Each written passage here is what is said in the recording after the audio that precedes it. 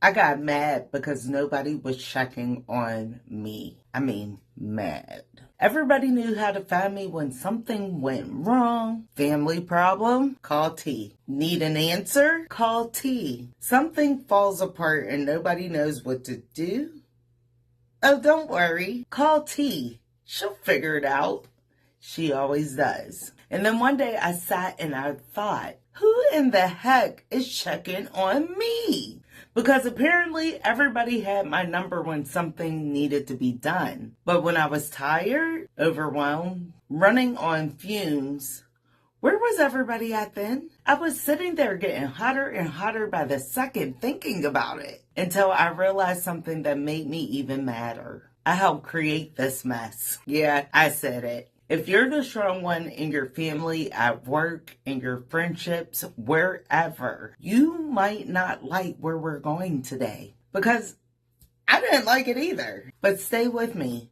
Because before we're done here, I'm going to give you one question that has started changing the way I look at every yes that comes out of this mouth. And no, the question is not, can I do it? We already know I can, and you can too. And that's the problem. See, I had gotten very good at being the person who handled things. Something needed to get done, I was already on the move. Someone was confused, I was researching for them. Something wasn't moving fast enough, move, get out the way. I'll do it. Then I would turn around exhausted talking about, why do I have to do everything? Well, T, hold up. How would I even know if somebody else was going to step up? Especially when I never left the space open. That one right there, that bothered me. Because now I couldn't make everybody else the villain. And listen, some people will take advantage of a dependable person. And we're not going to play games about that. There are people who will watch you carry 6 bags and ask if you can grab one more. Absolutely. But everybody wasn't doing that to me. Sometimes I just grabbed the bags. Sometimes nobody even asked. Sometimes I saw a problem and jumped on it before anybody else had a chance to decide what they were going to do. Why? Because I knew I could handle it. And if we're really going to keep it funky and tell the truth, sometimes I didn't trust anybody else to do it right in the first place. Come on. You know exactly what I'm talking about. If you've ever asked somebody to do something and then stand there watching them do it, they're taking too long. They're doing it differently. Now, you're irritated. Give me that. I'll do it. Then later, you're walking around talking about how nobody helps you. Ma'am, sir, you cool? Could you snatch it out of their hand? That's what I mean when I say some of this had my fingerprints all over it. I couldn't catch my life while pretending I didn't have a pen in my hand. And that was hard for me to admit. Because I had spent years thinking my problem was simply that everybody else depended on me. And it wasn't at all that simple. I had become so good at being useful that I didn't know where usefulness ended and it began. That's an identity trap. And here's where it gets super uncomfortable. Because I started asking myself, why did I keep doing it? If being the strong one was exhausting me so badly, why didn't I stop? Why didn't I ask for help? Why didn't I let something wait until tomorrow or the next day? Why couldn't I just say, I can't do that today? And this is where I had to get super quiet on myself. Because part of me liked being needed. You've heard me say it before. There, I said it again. I didn't like being exhausted. And I definitely didn't like being interrupted. I didn't like everybody bringing me their problems. But being the person who could fix the problem, being the person who people trusted, being the one somebody called and said, I knew you would know. That felt so good for a little bit. It made me feel valuable. It made me feel important.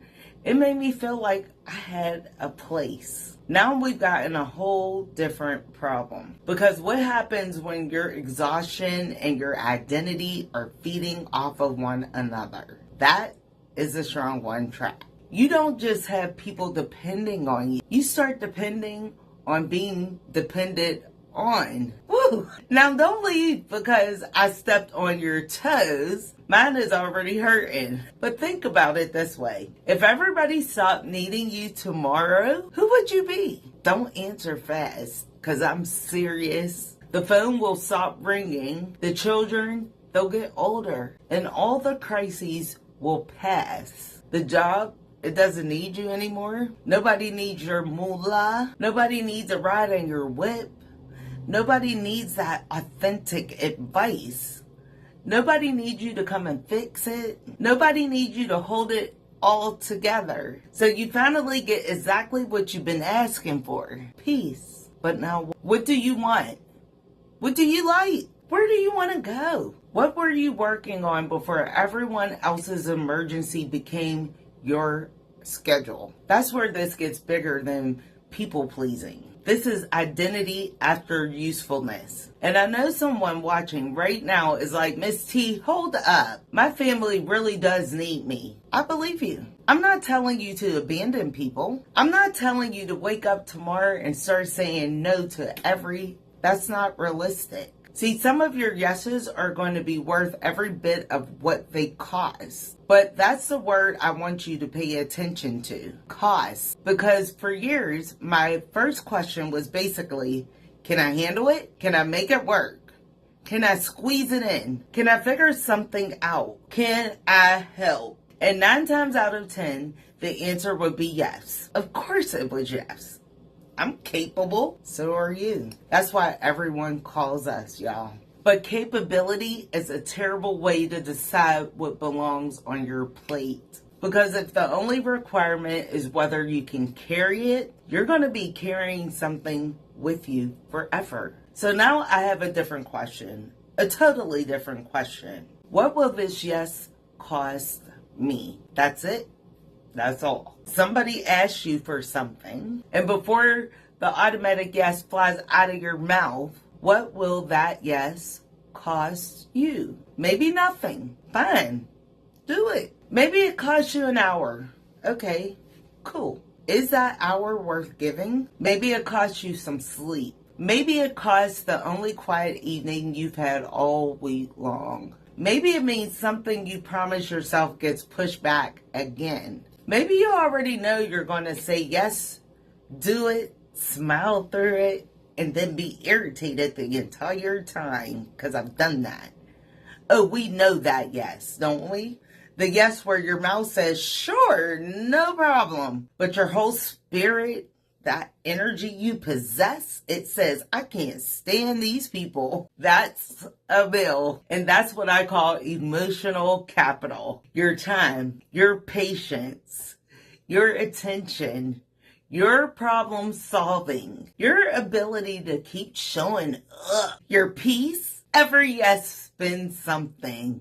The problem is strong ones get so used to having enough to cover the bill that we stop looking at the receipt. Because being capable of paying does not mean you owe the bill. That changed something for me. I don't need to prove that I can handle one more thing. I just don't. That's already been proven time and time again. I have the receipt. You probably do too. The question now is, what happens to me if I do? There was another piece I had to face. I spent years telling people I didn't need much. Think about that. Somebody asks if you're okay. I'm fine. Need anything? No, I'm cool. You sure? Yeah, you know me. I'll figure it out over and over. I'm fine. I got it. Don't worry about little old me. Then I got hurt because nobody was checking on me the way I wanted them to check. And then one day it just hit me. I had spent so many years convincing everybody I didn't need anything, then my nerve, that I got mad because they believed me. That one sat me down flat. Because how is somebody supposed to know the truth when I keep handing them the watered down version? I'm tired. It's been a long week. Work has been a little wild. I'll be cool. Those statements might have been true, but they weren't always the entire truth, the whole truth. Sometimes the whole truth was T was overwhelmed. I didn't want to figure this one out. I need somebody to help me. I need somebody to listen without handing me another problem when I'm finished speaking. I don't want to be the strong one today. Shoot. Saying that felt harder than carrying the problem. And being the strong one wasn't just something I did anymore. It had become something I was protecting. And this is exactly why I wrote the loyalty tax. Why being the strong one is costing you everything. Because I got tired of talking about exhaustion like all we needed was more sleep. Baby, I can sleep. But what happens when I wake up and everybody still has access to me is a whole different ballgame. What happens when I rest Sunday and go right back to the same pattern Sunday night? What happens when I take a vacation but pack the same identity in the same suitcase? That's not something a nap can fix. The loyalty tax is about what happens when loyalty, responsibility, dependability, and being the one who always comes through starts costing you pieces of yourself. And here's the part I understand differently now, y'all. Sometimes somebody else makes the withdrawal, and sometimes I authorized it. That's why saying no is not the whole answer. You have to understand why you keep saying yes first. Because if being needed had become connected to being valuable, a boundary isn't going to feel like a boundary. It's going to feel like you're becoming a bad person. That is where we're going next. But before we get there, I want you to do something today. Not next week, not next month, not when everything calms down, because apparently everything has been about to calm down for the last 15 years. I want you to do it today. Think about one yes that you gave out today. Just one. Don't change your answer. Don't call anybody back and say, hey, I was listening to Miss T and she said, don't turn this into another project. Just look at it and ask yourself, what did that yes cost me? Maybe the answer is nothing. If that's the case, beautiful. That's a yes you can feel good about. Maybe it costs time, maybe peace, maybe sleep, maybe money, maybe something you wanted to do. Maybe it costs nothing practical, but you know why you said yes. You were scared somebody would think differently about you if you did say no. Just write down the cost. That's it. Start collecting your evidence. Because I think a lot of us have been calling ourselves tired when we're actually overdrawn. You cannot fix an overdraft if you refuse to look at the withdrawals. I'm just saying. The strong one isn't the enemy. I don't want to get rid of her or him. He or she got mad. He or she got through some things. He or she protected you. He or she figured out that when things needed figured out, you can figure it out and you're grateful for them. But he or she doesn't need to run your entire life anymore. I can be dependable without being permanently available. That's the words. I can love people without fixing everything for them. I can help without automatically taking over. I can finally leave some space open long enough to find out who else is willing to show up and show out. Because maybe everybody doesn't need me as much as I thought they did. Maybe I never gave some of them the chance to prove it. But now we've got another problem. Because what happens the first time you actually do say no? Nothing terrible happens. Nobody, falls out. The world will keep spinning. The boundary was perfectly reasonable. And somehow you still feel guilty. You get off the phone and start replaying the conversation. Was I rude? Should I call back? Maybe I could do it. Maybe I'm being selfish. And then 5 minutes later, you're halfway to talking yourself out of the boundary you just set. Why does a perfectly reasonable boundary feel like betrayal to the strong one? That's our next conversation. Because knowing you need a boundary is one thing. Being able to live with yourself after you set said boundary is a whole nother thing. And that's where it's going to get interesting.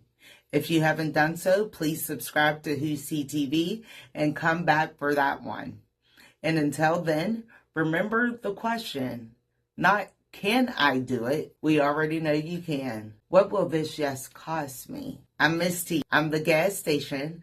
I fill you up so you can move, but you still have to drive. I'll see you in the next one.